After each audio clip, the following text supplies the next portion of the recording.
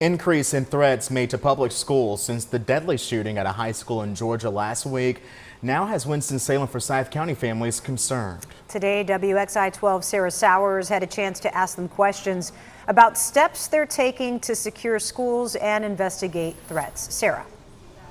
The superintendent says that as of today, there are no imminent threats to students, and parents will know any safety information as soon as it can be verified by investigators. Every tip, all of it, investigated to the fullest. I want our families to know that they will know from our school system when an incident happens as quickly as we have accurate information to share. Winston-Salem Forsyth County Schools increased use of metal detectors at schools Thursday after authorities learned there was a threat made to multiple schools Wednesday. The district didn't say who made that threat or if it was credible. Superintendent Tricia McManus reiterated the disruption that spreading threats on social media has in the classroom and had this message for parents and students.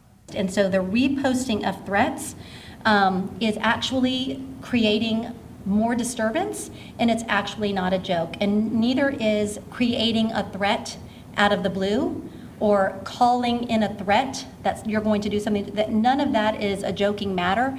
I asked the superintendent about parents' concerns about the code of conduct not being strict enough for students that make threats. Her response, that there are levels of discipline, including suspension or moving schools, dependent on the severity of the threat or behavior. The other part of the code that is so important in this, that is different than just a traditional code of conduct with here's the consequence, here's the behavior, is that there are a lot of interventions that have to be put in place so that we can prevent these behaviors from happening in the first place.